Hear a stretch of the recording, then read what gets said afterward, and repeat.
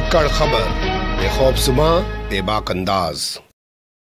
धाकड़ खबर में आपका स्वागत है। मैं आपके साथ हूं अकरम रईस खान। इस खबर से आप लोग सभी रूबरू हो चुके हैं कि नीरव मोदी को ब्रिटेन की अदालत ने भारत के हवाले करने का आदेश सुना दिया। यानी कि पिछले 2 साल से जेल में बंद नीरव मोदी को अब भारत लाया जाएगा। लेकिन इसके बाद जो अहम सवाल खड़ा हो जाता है वो ये कि आखिर कब तक नीरव मोदी को भारत लाया जाएगा, क्योंकि आजकल अखबारों में खबरें ये छप रही हैं कि उसके लिए जेल के अंदर एक अलग से बैरिक तैयार कर दिया गया है, गद्दे लगा दिए गए हैं, बिस्तर लगा दिया गया है, मतलब उसको वीआईपी ट्रीटमेंट देने की पूरी तैयारी की जा रही है। लेकिन अहम सवाल अभी भी ये बाकी कि आखिर कब नीरव मोदी को लाया जाएगा। दूसरा सवाल ये कि अगर नीरव मोदी को लाया जा रहा है तो मेहुल चोकसी कहाँ है, जो उसका मामा होने का दावा करता है और इसी के साथ पंजाब नेशनल बैंक में हजारों करोड़ का घोटाला करके यहां से फरार हो गया था। एंटीगुआ की उसने नागरिकता ले ली थी। इसी के साथ एक सवाल यह भी बनता है कि अब विजय माल्या का क्या होगा,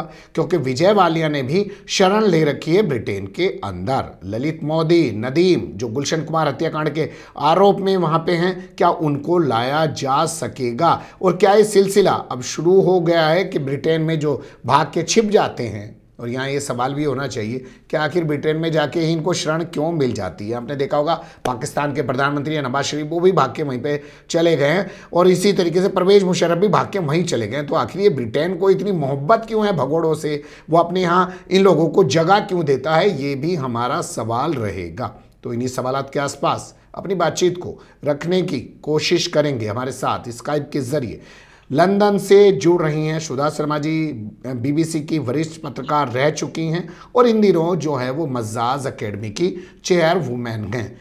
बहुत शुक्रिया मैम वक्त देने के लिए। बहुत बहुत शुक्रिया आपका भी अकरम साहब। मेरा पहला सवाल जो मैं आपसे पूछना चाहूँ और समझना चाहूँ कि नीरव मोदी का जो प्रत्यर्पण हो रहा है ब्रिटेन से इंडिया के लिए, अदालत ने जो आदेश दिया है उसको लेकर मीडिया में, जो लंदन का मीडिया, ब्रिटेन का मीडिया है, वो किस तरीके की हलचल उसमें है और ये कब तक नीरव मोदी को इंडिया लाया जा सकेगा? जी देखिए, जो कोर्ट में जो कार्रवाई अभी हुई थी तो उसमें जज ने बहुत अच्छी तरह इस बात पर नजर डाली कि भारत अगर उन्हें वापस चाहता है तो क्या ये सही डिमांड है और उन्हें क्या वहां न्याय मिलेगा।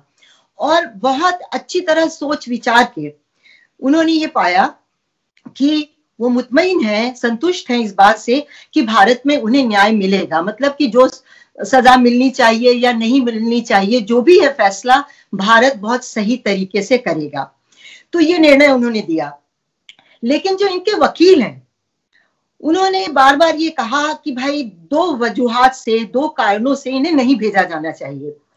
पहली वजह उन्होंने दी कि ये डिप्रेशन का शिकार है जी। और ये पहले भी कह चुके हैं कि अगर मुझे वापस भेजा गया तो मैं अपनी जान दे दूंगा, मैं खुदकुशी कर लूंगा।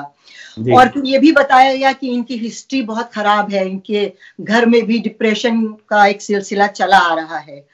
तो जज इस बात से बहुत संतुष्ट नहीं थे। उन्होंने कहा कि डिप्रेशन है लेकिन इतना बुरा नहीं है। और दूसरी बात उन्होंने ये कही कि ह्यूमन राइट्स का वायलेशंस होगा अगर उन्हें वापस भेजा गया, खासतौर से वहां की जो जेल है वहां पे। तो जज ने इस पे ये कहा कि हमने वीडियो देख लिए हैं और हमने कंपैरिजन भी कर लिया है, यानी जो पहले वीडियो दिखाए गए थे कुछ साल पहले और जो अब दिखाए गए हैं उसमें बहुत फर्क आया है। और वो इस बात से संतुष्ट है कि सब कुछ ठीक ठाक है। और ये सब देखते हुए उन्होंने ये निर्णय दिया कि उन्हें वापस भेजा जा सकता है जी। अब आपका ये सवाल कि उन्हें कब भेजा जाएगा इसका जवाब बहुत आसान नहीं है।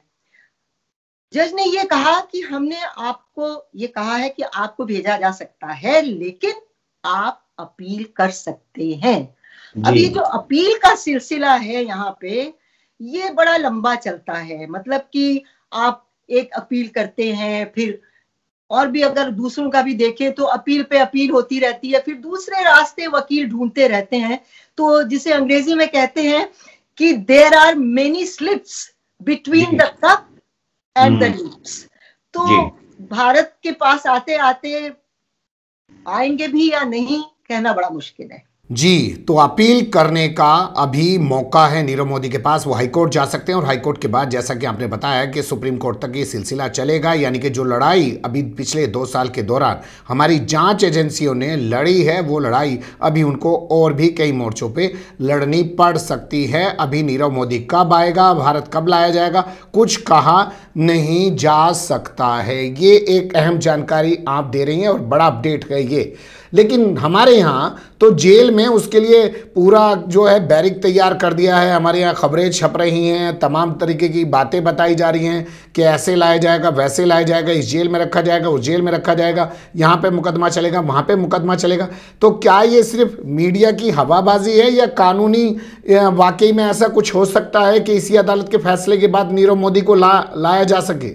देखिए, यहाँ पे एक बार वो आ गए तो अब इन्हें मुतमईन होना है, इन्हें संतुष्ट होना है कि वहां पे ह्यूमन राइट्स का ध्यान रखा जाएगा। और जैसा मैंने कहा कि वो इस बात से संतुष्ट है, उन्हें लग रहा है, जो आप कह रहे हैं अब गद्दे वद्दे बिछाए जो भी है, लेकिन उन्हें इस बात पे कोई एतराज नहीं है। वो जानते हैं कि वो कह रही है भारत सरकार तो सब ठीक होगा।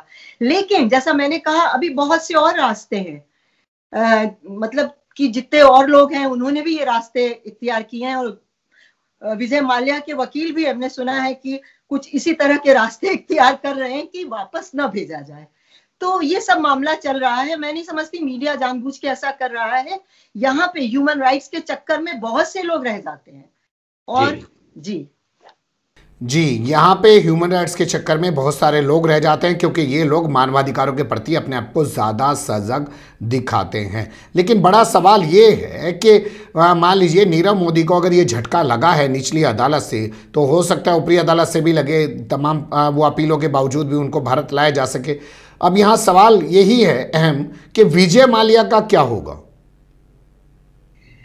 विजय माल्या का अभी जनवरी में, मतलब ये सुनने में आया कि उनके वकील ये कह रहे हैं कि हम कोई और रास्ता ढूंढ रहे हैं उन्हें वापस न भेजने का।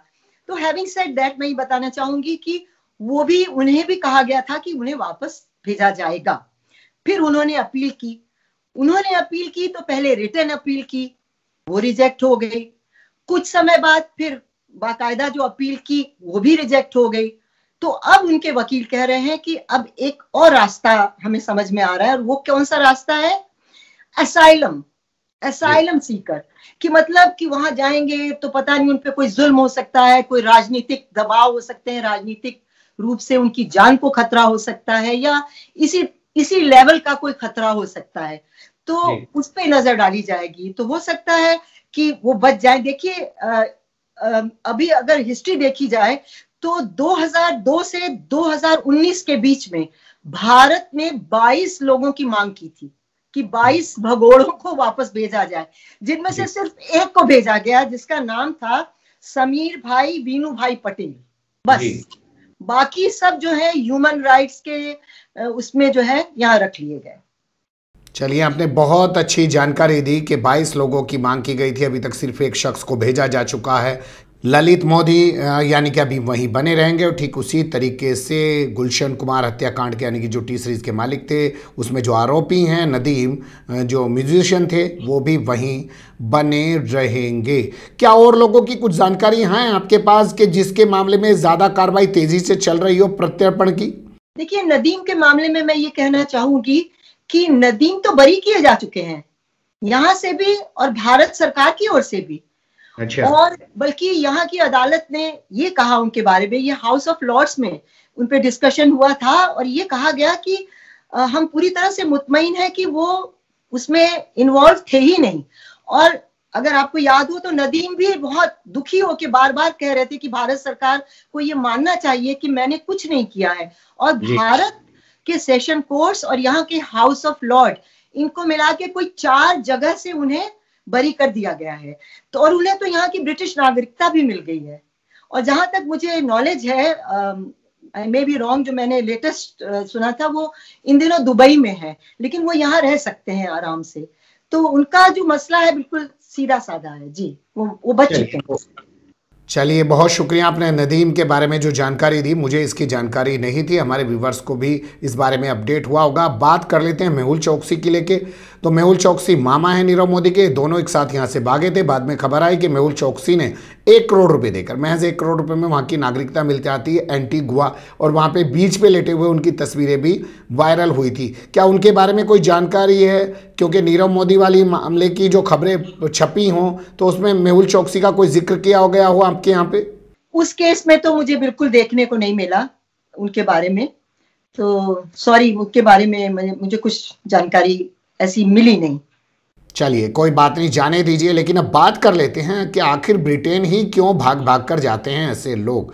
22 लोगों का आपने जिक्र किया कि जिनको सरकार चाह रही है कि वापस मिल जाएं, लेकिन ऐसी ही तस्वीर हमारे बगल के मुल्क पाकिस्तान से भी आती है कि परवेज मुशर्रफ भागते हैं तो ब्रिटेन पहुंच जाते हैं, इसके अलावा नवाज शरीफ भागते हैं तो ब्रिटेन पहुंच जाते। तो क्या ब्रिटेन में जो है ऐसे लोगों को शरण दी जाती है, क्यों दी जाती है, और क्या है पूरा मामला, थोड़ा बता पाइए। जी, देखिए ऐसा है कि मैं देख रही थी 2020 की जो लिस्ट थी ह्यूमन राइट्स में कौन से कंट्रीज बेस्ट हैं, तो उसमें 10 टॉप में ब्रिटेन भी आता है। ब्रिटेन का हालांकि 9वां नंबर है, टॉप पे है हॉलैंड, फिर स्विट्जरलैंड और डेनमार्क और बहुत से कंट्रीज हैं, लेकिन अमेरिका नहीं है। ये जानने की बात है, अमेरिका 10 में नहीं है। तो ह्यूमन राइट्स का जहां तक सवाल है, यहाँ पे बहुत ध्यान देते हैं।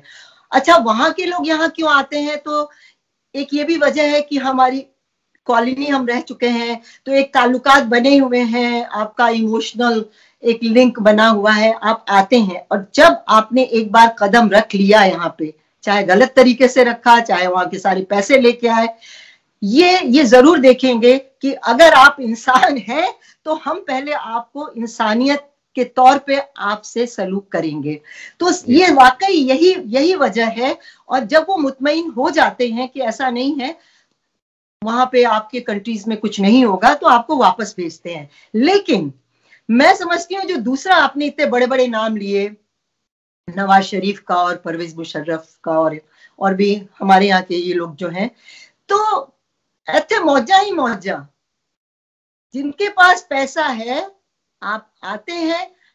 तो ऐसी जगहें भी हैं यहाँ पे कि आपको कम से कम टैक्स में आप आराम से रह सकते हैं। अब नीरव मोदी थोड़ा अनलकी रहे उस हिसाब से कि वो बहुत दिनों तक जेल में ही थे, क्योंकि उन्हें डर था कि इन्हें जमानत दी जाएगी तो ये भाग जाएंगे। लेकिन विजय माल्या बड़े आराम से रह रहे थे, बहुत शान शौकत से रह रहे थे। तो पैसा एक वजह हो सकता है, और मैं समझती हूँ ये बहुत बड़ी वजह है। और फिर यहाँ नहीं, देखिए यहाँ पे जर्सी है, इन्हीं का पार्ट है ब्रिटेन का, वहां पे नहीं के बराबर टैक्स लगता है। फिर इनकी जो पुरानी कॉलोनीज है, बर्म्यूडा वगैरह, कई जगह हैं, लोग चले जाते हैं, बड़े आराम से रहते हैं और कोई किचकिच, कोई परेशानी नहीं होती। तो ये दोनों वजह हो सकती हैं। जी, बहुत शुक्रिया, आपने बहुत बारीकी से तमाम चीज़ों पर रोशनी डाली। ये भी बताया कि लोग ब्रिटेन को आखिर क्यों चुनते हैं। भारतीय उपमहाद्वीप पे कब्जा रहा है ना उनका, उन्होंने यहाँ सालों तक राज किया है, तो उनकी एक कॉलोनी है, तो एक जुड़ाव तो बनता ही है। और ये चले भी जाते हैं तो हो सकता है इनको वहाँ ज़्यादा महत्ता दी जाती है और मुल्कों के मुकाबले। बहुत शुक्रिया, फिर आपसे जुड़ने की कोशिश करेंगे किसी और सुलगते हुए उलझते मुद्दों के साथ। फिलहाल अभी हमें दें इजाज़त।